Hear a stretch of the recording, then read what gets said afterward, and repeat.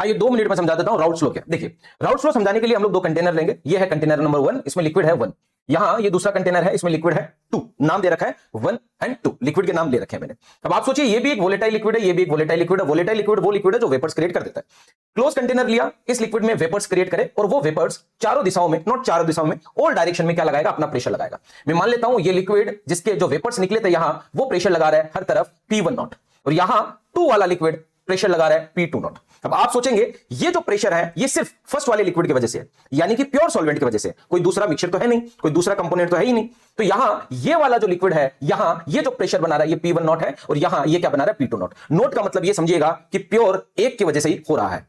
अब इन दोनों को मिक्स कर दिया, यानी कि ये मिक्सचर ले लिया, इसी को अपन क्या बोलते हैं, इसी होमोजेनस मिक्सचर को क्या बोलते हैं, सॉल्यूशन। अब आप सोचिए यहां तो दोनों के ही कंपोनेंट है, पहले वाले लिक्विड के भी कंपोनेंट और दूसरे वाले लिक्विड के भी कंपोनेंट है, यानी कि कुछ वेपर्स पहले वाले लिक्विड के होंगे और कुछ दूसरे वाले के होंगे। यानी कि ये स्पेस जो है ये शेयरिंग पे हुआ होगा, यानी कि प्रेशर जो है अब वो नहीं रहा होगा, क्योंकि अब दोनों ने मिलकर प्रेशर लगाना है। उस स्पेस को ऑक्युपाई 2 लिक्विड कर रहे हैं। आई बात समझ में। और पहला वाला मैं मान लेता हूं जो प्रेशर लगा रहा है वो P1, पहला वाला जो वेपर मतलब पहले वाले लिक्विड का जो वेपर्स है वो जो प्रेशर लगा रहे हैं वो P1 है, और दूसरे वाले लिक्विड के जो वेपर्स है वो प्रेशर लगा रहे हैं वो P2 है। इनको बोलते हैं पार्शियल प्रेशर। इनको क्या बोलते हैं, पार्शियल प्रेशर। और रोल्स लॉ पार्शियल प्रेशर निकालना बताता है। रोल्स बोलते हैं कि मान लेते हैं कि यहां रोड्स बोलते हैं कि मान लेते हैं पहला वाला लिक्विड यहां कितना है, मान लेता हूं उसका फ्रिक्शन कितना है, मोल फ्रिक्शन chi1, और दूसरे वाले लिक्विड का कुछ पार्ट है यहां, मैं मान लेता हूं वो chi2 है। दोनों मिलके तो मुझे मालूम है chi1 प्लस chi2 कितना होता है, 1 होता है। मुझे मालूम है ये कितना होता है, 1 होता है। तो अगर मैं बात करता हूं कि इसका chi1 पार्ट यहां है और इसका chi2 पार्ट यहां है, यानी कि पहले वाले लिक्विड का कितना फ्रिक्शन है chi1 और दूसरे वाले लिक्विड का कितना फ्रिक्शन है chi2।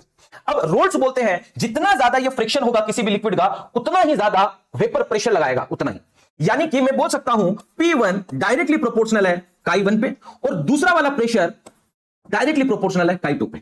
आई बात समझ में। यानी कि अगर मोल फ्रिक्शन ज्यादा हुए पहले वाले लिक्विड के तो प्रेशर भी ज्यादा होगा, और अगर मोल फ्रिक्शन दूसरे वाले का ज्यादा हुआ तो प्रेशर दूसरे वाले का क्या होगा, ज्यादा होगा। अब अगर इसको न्यूमेरिकली हम लोग थोड़ा आगे बढ़े तो मैं बोल सकता हूं पार्शियल प्रेशर, और इसको हटाने के लिए मैं इक्वल आया और यहां एक कंस्टेंट आएगा, और वो कंस्टेंट ये वाला है P1 नॉट। यानी कि जो जब अपन ने प्योर सॉल्वेंट लिया था तब जो प्रेशर बन रहा था वेपर प्रेशर, वो यहां कंस्टेंट का काम करेगा। आई बात समझ में। तो P1 equals to P1 not chi1 and P2 equals to P2 not chi2। आई बात समझ में। यानी कि रोल्स की अगर मैं बात करूं तो रोल्स बोलता है जितना ज्यादा मोल फ्रिक्शन है किसी भी पार्ट का, उतना ही ज्यादा उसका प्रेशर है। अगर ये प्रेशर ज्यादा दिखता है पार्शियल प्रेशर किसी भी लिक्विड का, तो आप समझ लीजिए उसके मोल फ्रिक्शन भी यहां लिक्विड में ज्यादा है।